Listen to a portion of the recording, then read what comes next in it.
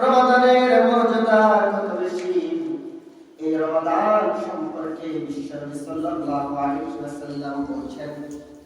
আবু হুরায়রা রাদিয়াল্লাহু তাআলা আনহুর বর্ণনা, ইযা দাখালা শাহরু রমাদান ফাতিহাত আবওয়াবুস সালাম ওয়া গhallat আবওয়াবু জাহান্নাম ওয়া সুলসিলাতিশ শায়াতিন।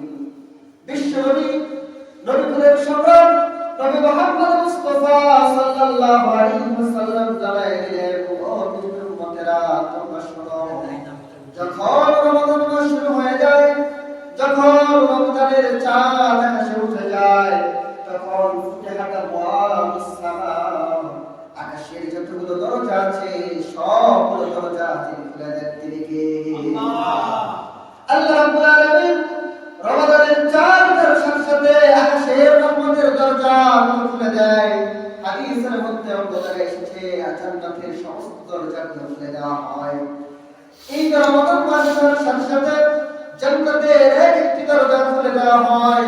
এটার কারণ কি, কিভাবে খুলে দেওয়া হয়? হাদিসের ব্যাখ্যার মধ্যে বলা হয়েছে, এই রমাদান মাস যখন শুরু হয়ে যায়, তখন মানুষগুলো বেশি বেশি করে আমলের দিকে ছুটে, মানুষগুলো বেশি বেশি করে ইবাদত করে। আর এই এক মানুষ যেহেতু বেশি বেশি করে ইবাদতের দিকে অগ্রসর হয়, এই বেশি ইবাদত করার কারণে, বেশি নেক আমল করার কারণে ওই বান্দার জন্য তিনি জান্নাতের দরজা খুলে দেন। তিনি কে? আল্লাহ। রমাদান মাস আসলে পরে আমরা আমল কম করি না বেশি করি? বেশি। অন্য মাসে 5 টাকা দান করলে রমজানে 25 টাকা দান করি। আবার অন্য মাসে যদি নফল নামাজ কম করি, রমজান মাসে কম বা বেশি? বেশি।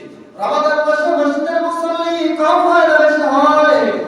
এই যে রমাদান মাসে মানুষগুলো বেশি বেশি নেক আমল করে, রমাদান মাসে বেশি বেশি নেক আমল করার কারণে এই আসমান এবং জমিনের যতগুলো রহমতের দরজা আছে সবগুলো তিনি খুলে দেন। তিনি কে? আল্লাহ। আল্লাহ বলেন, ওয়ালাউ আন্না আহলাল কুরা আমানু ওয়াত্তাকু লাফাতাহনা আলাইহিম বারাকাতিন মিনাস সামা। রব্বুল আলামিন বলেন, আমার গোলামেরা যদি আমার ইবাদত গুজার হয়ে যায় এবং ইমানদার হয়, আল্লাযীনা আমানু ওয়া কানু ইয়াত্তাকুন, যারা ইমানদার হবে এবং তাদের হৃদয়ে যার ভয় থাকে, তিনি কে? আল্লাহ। ইমানদার হওয়ার পরে যদি আল্লাহর ভয় তাদের হৃদয়ে থাকে আর তারা যদি নেক আমল করে, তাহলে তাদের জন্য রহমতের সমস্ত দরজাগুলো আমি খুলে দেই। এই জন্য রমাদান মাস যখন আসে, মানুষগুলি বেশি বেশি করে নেক আমল করে, আর যখন মানুষগুলো বেশি বেশি করে নেক আমল করে, তখন তাদের জন্য রহমতের দরজাগুলো আল্লাহ রাব্বুল আলামিন উন্মুক্ত করে দেন। সুবহানাল্লাহ। এই জন্য রমাদান মাস আমাদের সামনে আসতেছে, আমাদের নেক আমল কম হবে না বেশি হবে? বেশি। আমাদের চেষ্টা করতে হবে বেশি বেশি করে নেক আমল করার। 2 নম্বরে, এই রমাদান মাসে রহমতের দরজা খুলে দেওয়া হয়। অন্য মাসে আপনি যদি একটা নফল কাজ করেন, একটা নফলের বিনিময়ে আপনাকে একটা নফলের সওয়াব দেওয়া হয়, কিন্তু হাদিসের মধ্যে এসেছে রমাদান মাসে কেউ যদি একটা নফল ইবাদত করে, ওই নফল ইবাদতের পরিবর্তে তার জন্য একটা ফরজ ইবাদতের সওয়াব লিখে দেওয়া হয়। সুবহানাল্লাহ।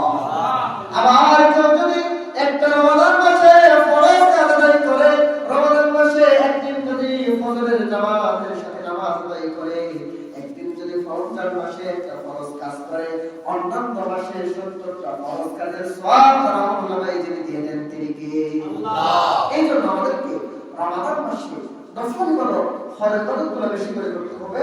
এটার মাধ্যমে 2টা কারণে, 2টা ভাবে আমাদের জন্য রহমতের দরজা খুলে যায়। একটা হলো এই রমাদান মাসে মানুষ বেশি বেশি করে নেক আমল করে, বেশি নেক আমল করার কারণে রব্বুল আলামিন সন্তুষ্ট হয়ে বান্দাকে আমল আরো বাড়ায় দেয়, বান্দার জন্য রহমত, বরকত এবং জান্নাতের দরজা খুলে দেয়। আরেকটা হলো রমাদান মাসে বান্দা যাই করুক না কেন, প্রত্যেকটা সওয়াবকে আল্লাহ রাব্বুল আলামিন অগণিতভাবে অসংখ্য কয়েক গুণ করে বৃদ্ধি করে দেন। সুবহানাল্লাহ।